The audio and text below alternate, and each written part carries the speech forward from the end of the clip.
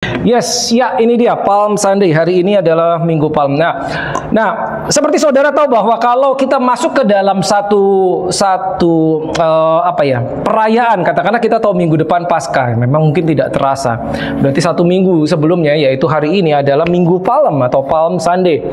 Nah, saudara pasti sudah kan terbayang ya, kalau kita di gereja yang berupa ada event tertentu, ya message-nya udah pasti itu aja. Kalau misalkan Natal, saudara udah kebayang lah, Natal udah pasti ketahuan lah, ketebak ya message-nya seperti apa. Demikian juga Paskah. Nah, tapi Palm Sunday ini mungkin memang tidak tanda kutip sepopuler Paskah atau Easter Sunday. Ya, sehingga seringkali memang terlewat. Nah, sekarang kita akan lihat dulu apa sebetulnya yang terjadi Palm Sunday. Ternyata ini adalah sesuatu yang sangat penting. Ya, saudara tahu bahwa ini 1 minggu sebelum Paskah. Kalau kita mundur 2000 tahun yang lalu, apa yang terjadi?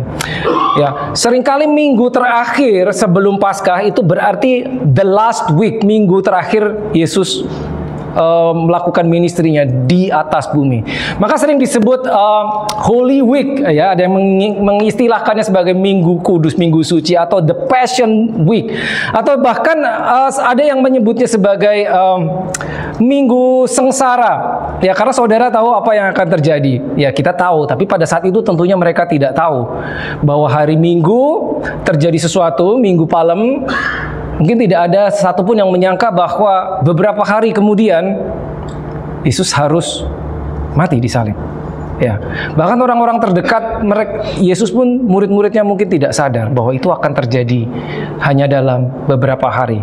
Jadi ini menandai satu masa, 1 minggu yang terakhir. Nah, yang akan kita belajar hari ini adalah apa yang terjadi dari Minggu Palem, ya, Palm Sunday, sampai sebelum Yesus mati. Apa saja yang terjadi? Menarik sekali. Dan ini, kalau gini, saudara buka Alkitab saudara, begitu saudara menjumpai ada satu hal itu direkam di 4 Injil, Matius, Markus, Lukas, Yohanes, empatnya mencatat kejadian ini, berarti it's gonna be very very important. Itu sesuatu yang penting. Nah, ini tercatat di Matius, di Markus, Lukas, dan Yohanes.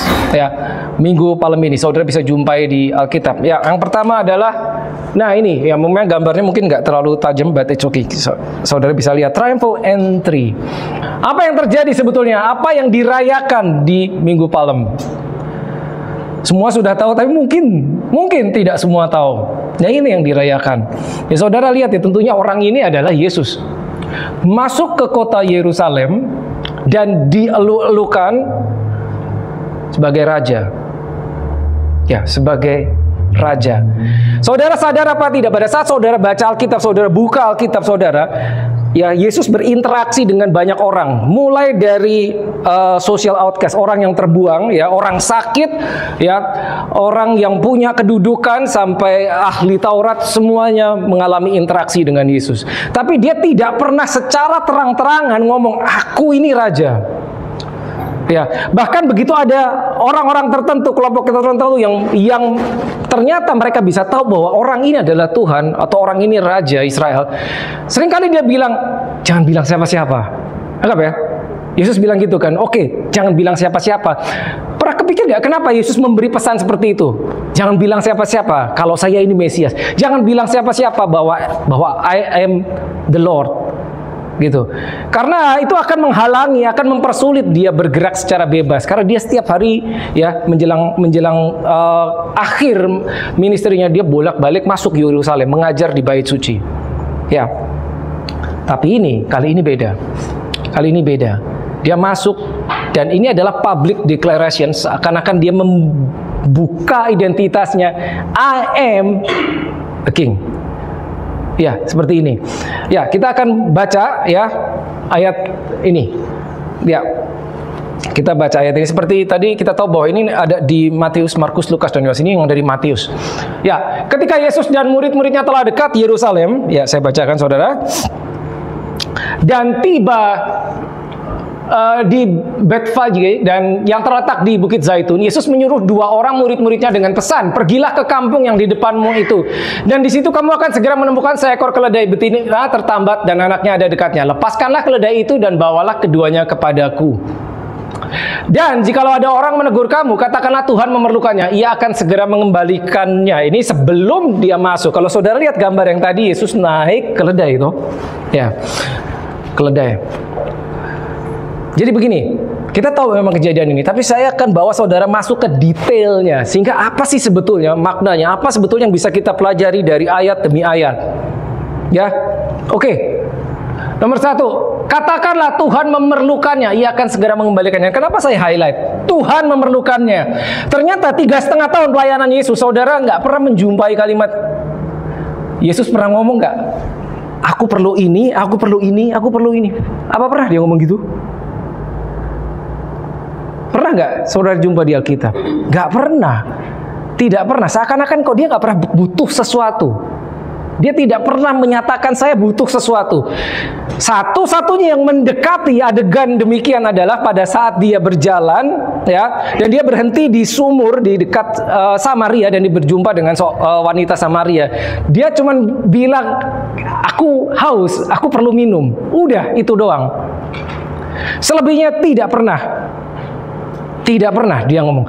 Tapi ini dia bilang, katakanlah Tuhan memerlukannya. Nah, coba perhatikan kalimatnya.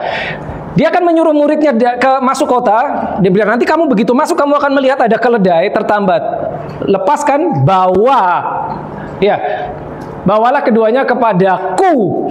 Harusnya di sini katakanlah, aku memerlukannya. Betul gak sih? Tapi dia bilang, katakanlah Tuhan memerlukannya. So, kata Tuhan ini maksudnya adalah God. Nah, bukankah aneh? Kenapa aneh? Ya, dia masuk ke kota Yerusalem, ya, dielulukan ratusan orang. Nanti saya akan putar videonya. Dia mendeklarasikan diri sebagai raja dan orang-orang berseru-seru Hosana to the King of Israel. Dan saudara, kalau baca di Alkitab, tidak pernah saudara akan menjumpai adegan raja itu naik keledai. Gak ada. Tapi ini aneh. Kenapa disuruh cari keledai? Harusnya apa? Kuda. Bener gak sih? Kuda lebih besar, lebih bagus. Tapi keledai, karena seperti kita tahu, dia harus menggenapi nubuatan yang sudah ditulis ratusan tahun sebelumnya. Memang sudah dinubuatkan bahwa Raja Israel akan masuk naik keledai. Dan keledai seperti saudara tahu adalah lambang adalah peace animal, ya, hewan yang damai. Dan dikatakan keledai beban, karena memang fungsinya keledai zaman itu, ya, itu untuk ditaruh beban di atasnya, memikul beban. Beda dengan kuda. Kuda banyak dipakai di dalam militer, perang, pasti naik kuda. Mana ada orang perang naik keledai? Nggak ada. Pasti naik kuda kan? Kita lanjut ya. Hal itu terjadi supaya genaplah firman yang disampaikan oleh Nabi. Katakan, nah ini firman yang ratusan tahun sebelumnya. Katakanlah kepada Putri Sion itu Israel, lihat rajamu datang kepadamu, ia lemah lembut dan mengendarai seekor keledai beban yang muda. Rajamu datang kepadamu naik keledai, itu sudah aneh. Kalau raja datang pasti naik kuda. Nggak pernah ada naik keledai, ya. Dan saudara kalau baca lanjut, ya, dari ayat 6 itu terjadi persis, ya. Dan ini lihat yang kelihatan nggak yang di bawah? Ya, pada saat Yesus masuk ke kota Yerusalem, mereka berteriak, Hosana bagi anak Daud, diberkatilah dia yang datang dalam nama Tuhan. Hosana di tempat yang maha tinggi. Ini orang-orang mengeluh-elukan dia. Dan 10, ketika ia masuk ke Yerusalem, gemparlah seluruh kota itu, dan orang berkata, siapa orang ini? Dan orang banyak itu menyaut, inilah Nabi Yesus. Mostly people hanya bilang, oh ini cuma Nabi. Ini cuma Nabi. Tidak banyak mereka yang mengidentifikasi bahwa ini adalah Raja atau ini adalah Tuhan. Nah, saya ada untuk memberi gambaran kepada saudara. Selalu saya ajak saudara menempatkan diri saudara di konteks cerita, di konteks pada saat saudara membaca Alkitab. Bayangkan saudara ada di situ. Seperti apa sih? Nah, saya ada video klip sangat singkat. Kalau boleh multimedia bantu diputarkan, ya, hanya sekitar 2 menit saja untuk memberi gambaran. Ya, ini dia. Lampu bisa dimatiin sedikit.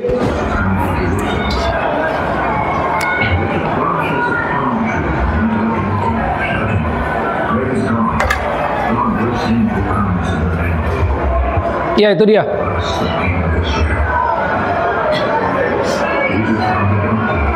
Kurang lebih seperti ini. Bisa dibayangkan berapa banyak orang itu?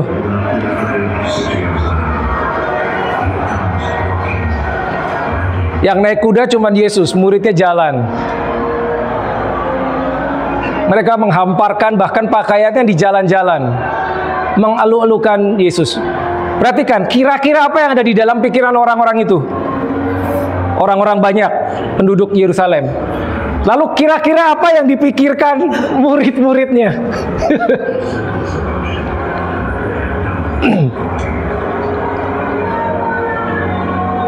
Seluruh penduduk kota. Lalu ada kelompok orang yang lain selain murid Yesus dan penduduk, yaitu orang-orang ini. Kira-kira apa yang dipikirkan mereka?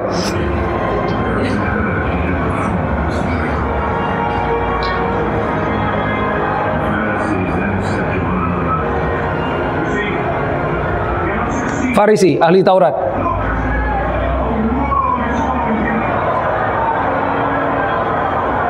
Ini seperti perarak-arakan dari luar masuk ke dalam kota. Yes, sampai di sini saja. Thank you. Ada beberapa kelompok manusia toh, ya saudara lihat. Kalau murid-muridnya Yesus mungkin dia, ya Petrus, Yakobus, Yohanes dan semua murid yang lain. Bayangkan itu Yesus, mereka masuk bareng Yesus. Mungkin mereka pikir ini raja nih. Mereka mungkin berpikir ya paling nggak kita minimal jadi menterinya lah. Kamu jadi menteri apa? Gitu kan? Raja. Mereka berjalan sama raja 3,5 tahun, ngumpet-ngumpet, identifikasinya disembunyikan. Tiba-tiba ini dia, seluruh kota mengeluh-elukan ini raja. Minimal mereka berpikir kita minimal jadi menteri, minimal. Mungkin itu yang dipikirkan mereka, tapi wajar mereka berpikir seperti itu. Lalu orang-orang Yerusalem mengeluh-elukan ini raja. Kenapa kira-kira? Sekali lagi ya, kita lihat yang ini, Yohanes 12 ayat 13 nih, lihat nih.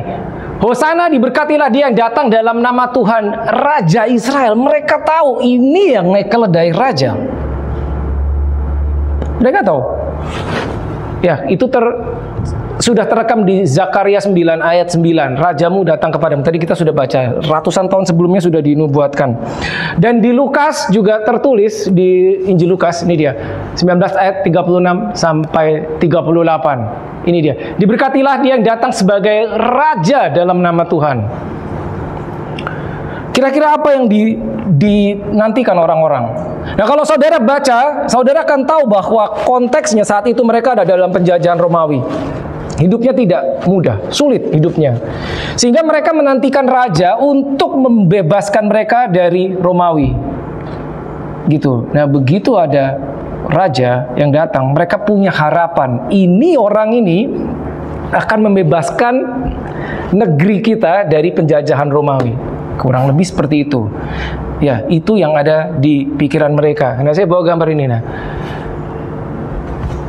raja toh naik kuda. Tapi ternyata yang di hadapan mereka ini naik keledai. Gitu loh. Walaupun mereka menantikan seorang raja untuk membebaskan mereka, physically membebaskan mereka dari tekanan Romawi, hidup di dalam penjajahan, berat, pajaknya tinggi dan banyak peraturan-peraturan dan seterusnya. Nah, sekali lagi saya bawa ada kontras dua kelompok paling tidak, penduduk Yerusalem dan para ahli Taurat, pemimpin agama. Mereka melihat dan mengalami mujizat Yesus. Banyak dari mereka yang disembuhkan dari penyakit. Orang-orang itu tadi ya, ratusan, mungkin ribuan orang. Banyak yang percaya dan mengharapkan seorang juru selamat, membebaskan mereka dari, seperti saya sampaikan, membebaskan seluruh bangsa Israel dari penjajahan Romawi. Lalu pemimpin agama, kira-kira apa yang ada di pikiran mereka? Ini dia. Mereka tidak suka dengan Yesus karena iri. Irinya apa? Mereka tidak mampu melakukan apa yang Yesus lakukan. Mujizat-mujizat, demonstrasi mujizat-mujizat, satu pun dari antara mereka nggak bisa. Meskipun mereka ahli Taurat, tidak ada yang bisa membuat mujizat. Cuman Yesus, makanya nggak suka mereka. Mereka kehilangan popularitas karena orang mulai condong kepada Yesus dan bukan kepada ahli Taurat, orang-orang Farisi. Maka mereka nggak suka. Mereka mengeksploitasi rakyat untuk kepentingan pribadi. Saudara tahu itu kan? Ya. pungutan-pungutan cukai dan seterusnya. Lalu mereka menganggap Yesus sebagai pelanggar hukum Taurat karena Yesus banyak melakukan mujizat di hari Sabat, sehingga mereka nggak suka. Dah, itu hari Minggu. Masih ada Senin, Selasa, Rabu, Kamis, sampai Jumat paling tidak. Apa yang terjadi selanjutnya? Nah, kalau saudara ikuti cerita, menarik. Begitu Yesus masuk sampai Yerusalem, apa yang Yesus lakukan? Ada yang inget gak? Berikutnya apa? Nah, ini. Berikutnya ini. Menarik banget kalau saudara buka di Alkitab ya, terutama Alkitab bahasa Inggris, akan disebut judulnya adalah Jesus cleansed the temple. Membersihkan bait suci. Tapi kalau saudara baca ceritanya, atau saudara lihat filmnya, atau lihat gambarnya, dia nggak bersihin, dia ngacak-acak. Lo betul nggak sih? Ya kan? Ini kan isinya orang jualan, penukar uang, ya, orang berjualan ternak ini, lalu berjualan burung merpati, diacak-acak, dibongkar, di meja penukar uang dicungkir balikan. Dan menarik, di salah satu Injil dikatakan dia membuat apa itu namanya? Cambuk. Wait, Yesus membuat cambuk. Kira-kira buat apa cambuk? Mereka pikir nggak buat apa? Dia bikin cambuk. Dia mengusir orang-orang. Jadi ini kalau kita lihat secara secara harafiah, dia bukan membersihkan, dia ngacak-acak, bener-bener dia acak-acak, gitu loh. Dan apa yang dia lakukan ini, ya, kalau saudara baca, itu adalah salah satu sebab kenapa mereka mencari cara untuk membunuh Yesus. Kita mencatat they seek the way to destroy him. Gara-gara ini. Ya, setelah kejadian ini ahli Taurat datang, who do you think you are? Kamu pikir kamu siapa? Apa hakmu melakukan ini? Dia cuma jawab. Yesus jawab. Kita baca ya. Lalu Yesus masuk ke bait Allah dan mengusir semua orang yang berjual beli di halaman bait Allah. Ia membalikan meja penukar uang dan bangku pedagang merpati dan berkata kepada mereka, ada tertulis, ini jawaban Yesus, rumahku akan disebut rumah doa. Nah, kalau saudara baca di Injil yang lain, ini saya ambil dari Matius. Lengkapnya adalah rumah doa for all nations, rumah doa segala bangsa. Tetapi kamu menjadikannya sarang penyamun. Maka datanglah orang-orang buta dan orang-orang timbang kepadanya dalam bait Allah itu, dan mereka disembuhkannya. Rumahku akan disebut rumah doa bagi segala bangsa. For all nation. Bahasa aslinya for all people. Tapi kamu menjadikannya sarang penyamun. Jadi rupanya fungsinya itu ada yang berubah di bait suci.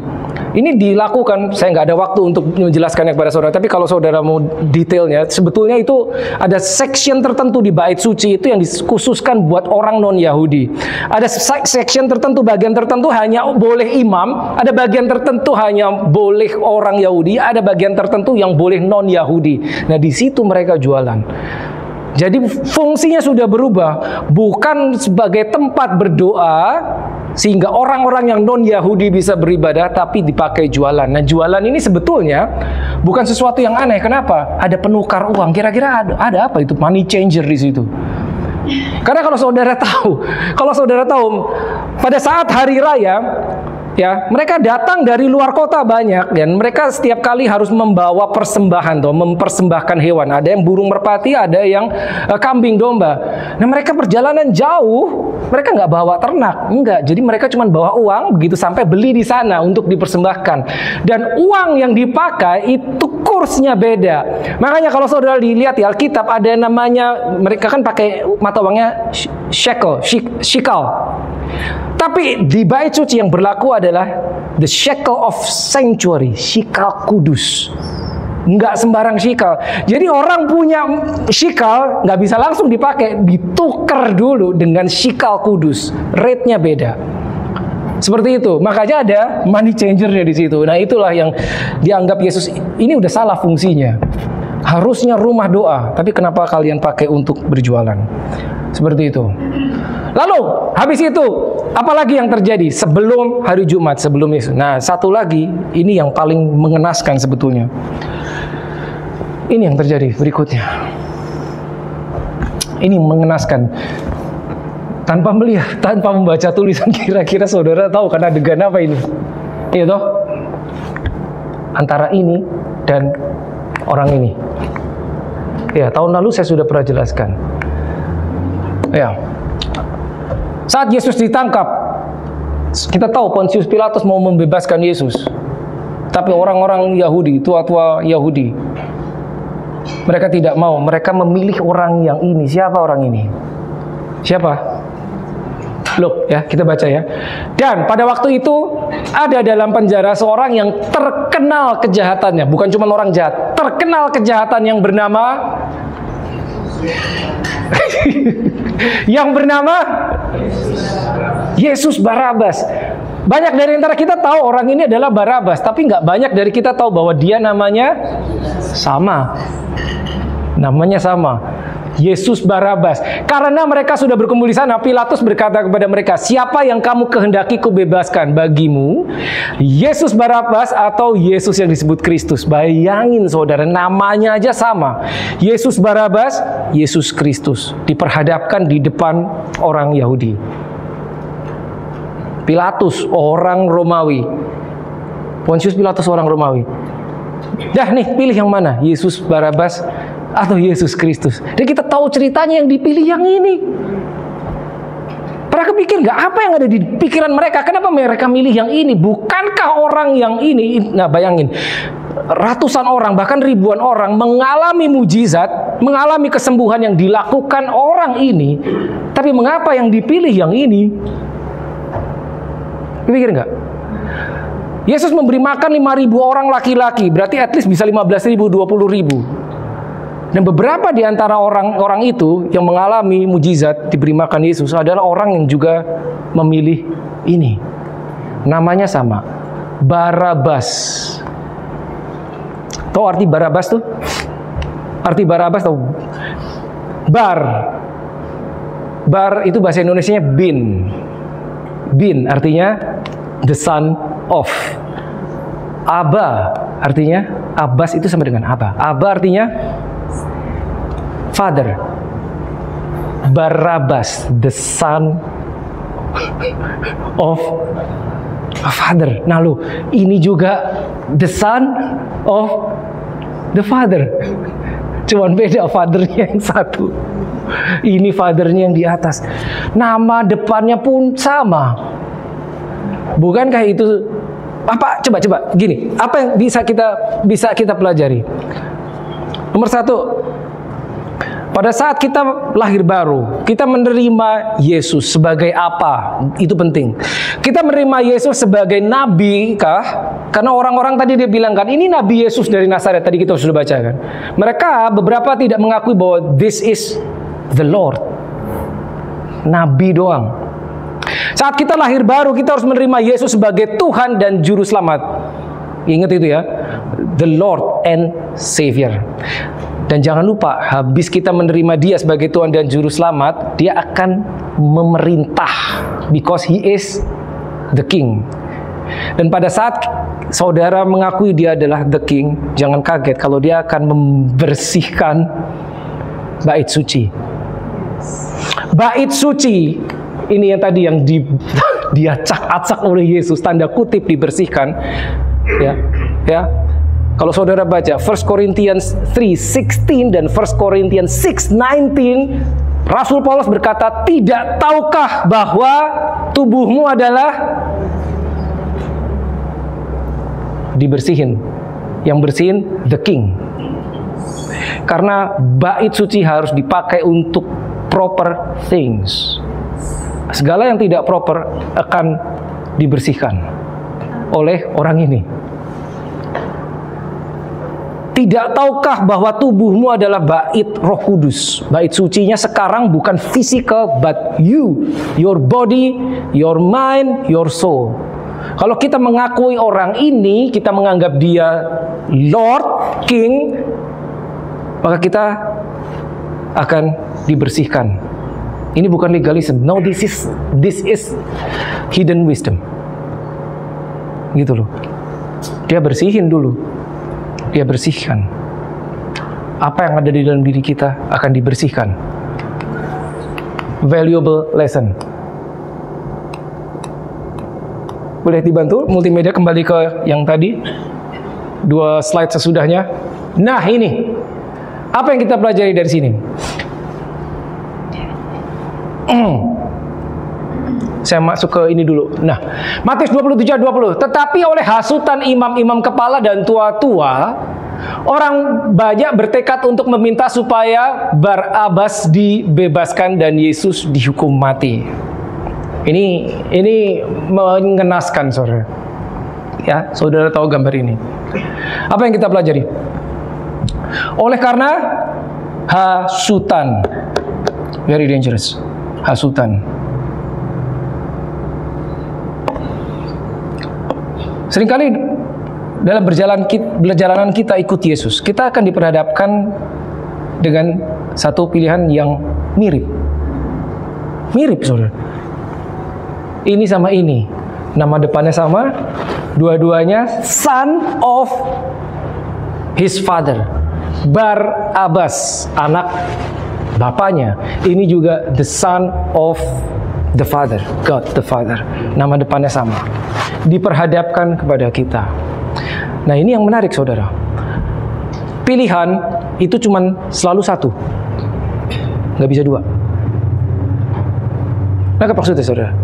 Kita berjalan pun kita akan dihadapkan pilihan di mana kita hanya bisa pilih satu. Meskipun diperhadapkan pada kita dua atau lebih dari dua, seringkali kita pilih satu. Kalau kita udah pilih yang ini, berarti kita nggak bisa pilih ini. Kalau kita pilih yang ini, kita sudah nggak bisa pilih yang ini. Pilihan sering kali cuma satu. Dan yang paling sulit apa? Jika pilihannya mirip. Ini kan gitu toh, mirip toh, namanya sama. Yang satu membuat mujizat, yang satu terkenal dengan kejahatannya. Pernah kepikir nggak kenapa mereka pilih yang ini? Kita tahu tadi karena hasutan para tua-tua, apa itu leaders, ahli Taurat, pemimpin agama saat itu. Tapi pertanyaannya, kenapa kok mereka bisa dihasut? Mereka sudah mengalami mujizat dibuat sama Yesus. Tapi kenapa mereka masih bisa dihasut? Seakan begitu mudah. Dan jangan lupa hari Minggunya mereka baru mengeluh-elukan Yesus, Raja orang Yahudi. Diberkatilah ia yang datang dalam nama Tuhan. Selang beberapa hari, salibkan dia. Kok bisa begitu? Berubah begitu mudah. Apakah mereka orang bodoh semua? Belum tentu, saudara. Belum tentu. Apa pelajaran yang penting? Important lesson-nya apa? Ini, nomor 1, perhatikan. Meskipun mengalami mujizat, belum tentu mengenal si pembuat mujizat. Itu dia. Meskipun mengalami mujizat. Ribuan orang mengalami mujizat, yes. Ribuan orang melihat mujizat di hadapan mereka, yes. Mungkin mereka juga salah satu orang yang disembuhkan Yesus. Belum tentu mereka mengenal Yesus. Belum tentu. Mengalami mujizat bisa. Dan jangan lupa, ini pattern bisa terjadi sama kita loh, saudara. Kita mungkin bisa bilang, no, saya tidak akan mengalami itu. Kita mungkin bisa bilang, enggak Tuhan, aku kenal Engkau. Aku kenal Engkau.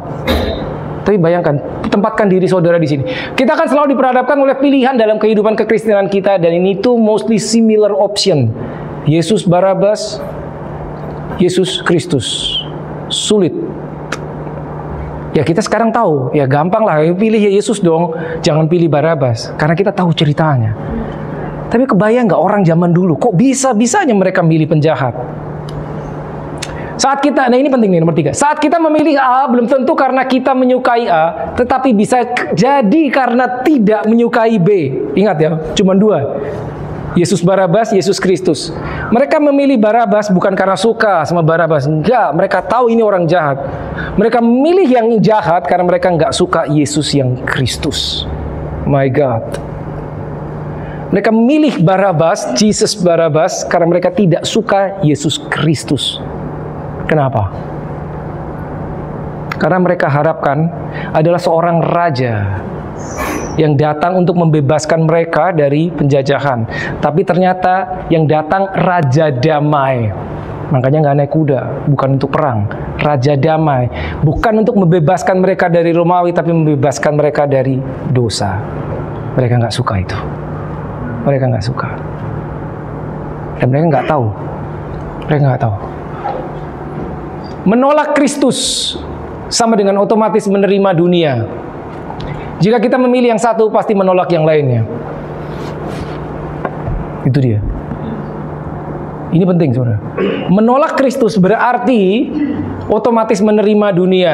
Nah, kalau saudara yang ikut som saudara atau persahabatan dengan dunia, permusuhan dengan Allah, dikatakan begitu di Alkitab. Nah, apa maksudnya persahabatan dengan dunia? Oke, saya nggak akan masuk penjelasan dengan itu lebih dalam. Tapi intinya ini, menolak Kristus sama dengan otomatis menerima. Menolak Kristus itu gimana? Gini, saudara kalau dengar kata menolak Kristus, bukan berarti, loh nggak bisa, saya kan orang Kristen, apa bisa saya menolak Kristus? Think about it. Saya orang Kristen loh, apa bisa saya masih menolak Kristus? Bisa, saudara, bisa. Saya mengalami mujizat, apa bisa saya menolak Kristus? Bisa, mereka melakukannya. Gitu loh. Kurang apa seorang Yudas Iskariot tuh jalan sama Yesus 3,5 tahun. Bukan cuma melihat mujizat, mengalami. Bukan cuma melihat dan mengalami, melakukan. Saudara tahu Yudas Iskariot pernah melakukan mujizat? Nggak banyak yang tahu kan? Suatu kali Yesus mengutus 12 muridnya pergi untuk menyembuhkan orang sakit. Pergi mendahului dia. 12 murid itu yang salah satunya Yudas Iskariot. Jadi Yudas juga pernah melakukan mujizat, menolak Kristus. Kita bisa mengakui Yesus, bisa bilang saya pengikut Yesus, tapi saya nggak mau Kristusnya. Saya cuma mau beragama Kristen. Bisa sebenarnya. Hasutan publik ini penting sekali. Leaders bisa mengubah pandangan kita secara drastis. Tadi kita sudah baca ayatnya kan, Matius 27. Karena hasutan para tua-tua Israel. Gitu. Mereka dihasut. Dihasut itu berarti dipengaruhi untuk membuat keputusan yang salah. Seperti itu. Dan ini dia, kekecewaan bisa mengakibatkan lupa akan segala kebaikan yang pernah terjadi. Mereka kecewa karena mereka mengharapkan raja datang naik kuda dengan pasukannya, ya, untuk membebaskan mereka dari Romawi, untuk menggulingkan Kaisar, untuk menggulingkan Pontius Pilatus. Tapi yang datang raja bukan naik kuda, naik keledai, bukan diiringi pasukannya, diiringi nelayan. Keliru banget. Mereka kecewa, nggak bisa yang ini. Sehingga mereka lupa bahwa mereka pernah mengalami kebaikan Tuhan. Begitu mudah berubah, just like that. Nah, itu yang terjadi. Jadi Minggu Palem, ya, Palm Sunday ini penting sekali sebetulnya. Ya, paling tidak kita setahun sekali mengingat ini, saudara. Setahun sekali kita mengingat, sehingga kita bisa merefleksi, ya. Kalau mereka orang-orang itu bisa seperti itu, kita bisa nggak kira-kira? Kalau mereka bisa mengalami mujizat Yesus, terlalu menolak mentah-mentah, bahkan berkata salibkan dia, pernahkah kita terpikir, bisa nggak? Kalau saya ada di sana, apakah saya juga ikut berteriak salibkan dia? Pernah kepikir itu nggak, saudara? Kalau saudara salah satu penduduk, saudara sebagai salah satu penduduk kota Yerusalem, apakah saudara akan juga berteriak salibkan dia? Hanya karena kecewa.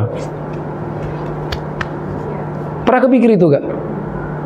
Jangan-jangan kita juga salah satu orang yang berteriak salibkan dia. Gitu loh. Kita tahu ceritanya, Yesus disalib, murid-muridnya bubar semua. Lari itu semuanya. Pada saat dia ditangkap malam itu lari semuanya. Cuma tinggal satu yang bertahan sampai disalib, Yohanes. Yang lainnya bubar udah. Bahkan ada yang menyangkal, kita tahu ceritanya. Nah, itu yang perlu kita pikirkan seperti itu. Setahun sekali kita merayakan Paskah. Ya, setiap kali kita merayakan satu hari raya, ya, bukan cuma celebrationnya, tapi meaningnya apa? Kalau mau lebih dalam lagi, masukkan saudara ke dalam konteks. Maksudnya gini, kalau saya ada di sana, kira-kira apa yang akan saya lakukan? Seperti itu, saudara. Itu akan mengkalibrasi perjalanan kita dengan Yesus. Sehingga kita bisa bertanya kepada diri kita, Tuhan, apakah aku berani setia dengan Engkau? Apakah aku benar-benar mengenal Engkau? Seperti itu. Ya, kita hidup mungkin jauh lebih bagus dari orang-orang itu. Kita nggak berada dalam penjajahan. Tapi seandainya, itu dia. Oke, let us pray.